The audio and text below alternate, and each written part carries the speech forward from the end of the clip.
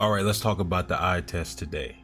Confidence is important, but just as, if not more imperative, is the proper apportionment and placement of said confidence. You have to be the right amount of confident about the right things in order to consistently reach the right conclusions. This is a striking channel for two reasons. One, I like striking, i.e. kickboxing, boxing, Muay Thai, and stand-up MMA. But secondly, and most importantly, striking is what I understand. When I go into these topics, I can do so with confidence because I have consistently and precisely reached correct conclusions, particularly in boxing, which is not just my favorite one out of everything else, but it's also the one that I understand the most. That's why I'm the most confident. In other words, as far as I can and as far as I'm aware, I should trust my eye test. Right now, for example, I'm especially confident that you will hit the like button, and if you are subscribed, you will hit the notification bell.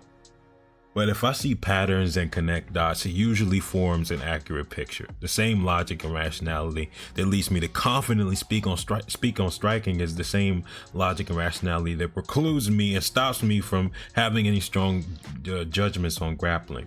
I don't want to talk about grappling because I don't know much about grappling. Most people don't know shit about boxing. I don't know shit about grappling. I know my limits.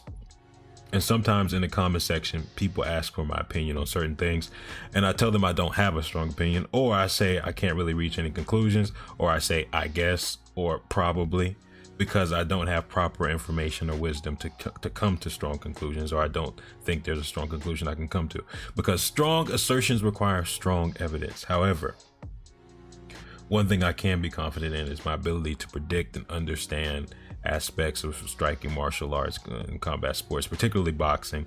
This extends into kickboxing and Muay Thai, and definitely into stand-up MMA, just because I know so many of the fighters in the UFC and a little bit of 1FC and stuff like that, and a little bit of PFL, Bellator, maybe, just because some of my favorite fighters are old, so they're over in PFL, Bellator.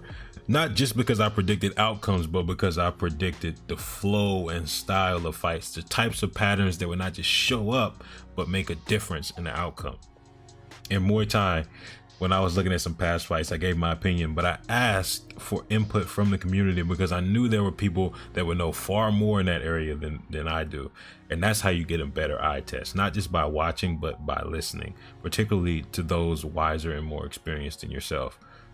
And although I don't advocate for you to close your eyes when improving your eye test, I do advocate for you to open your ears. Hopefully, by watching this channel, your discernment, both conscious and unconscious, sharpens.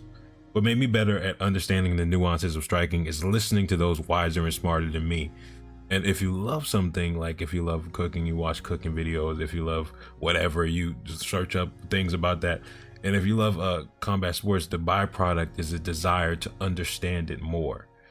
In my opinion, this is a big reason for this video existing, but the next reason is even bigger. There's no better way to understand combat than through a great eye test. So we're talking about understanding something.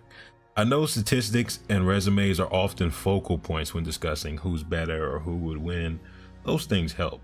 But nothing informs, nothing predicts, and nothing brings you closer to the truth than an eye test. Everything else is cursory. It's not trivial, but just along for the ride, basically. And to be honest, the biggest reason why I knew I was going to make a video on the eye test eventually is because in boxing especially, this is true of all the combat sports, but there's an emphasis and obsession with resumes in boxing, and then sometimes stats.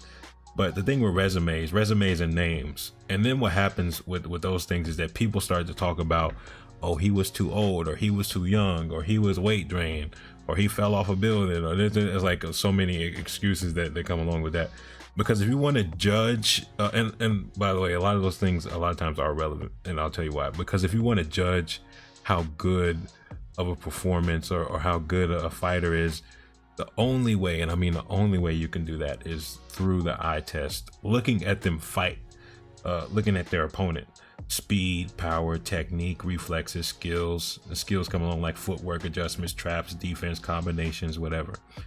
Resumes are good abstracts or short, brief summaries of a fighter's career, but they almost never tell me anything about a fighter. Similar thing with stats.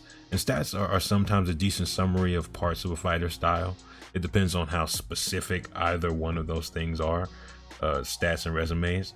Like sometimes stats are really specific and really helpful, like we're learning about defense, just how accurate someone is, so stuff like that.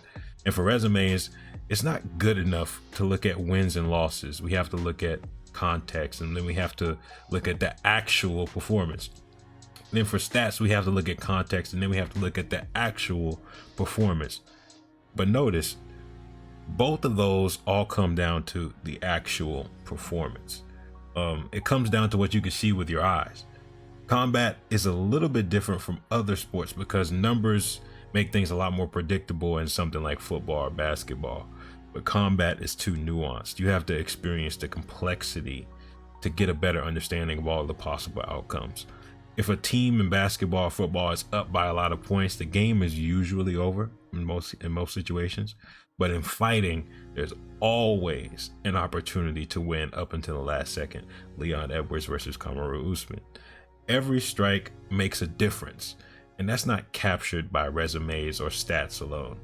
But I will defend that position further in the future because I want to elaborate more on some of those arguments. But this video is just a prelude to me talking more about statistics and resumes, and while I do think they're important, but I think at times they're heavily overrated. That's kind of the point. The eye test is number one. That's the point of this video. But that is all for now. Fight Scientist Immortality Serum out.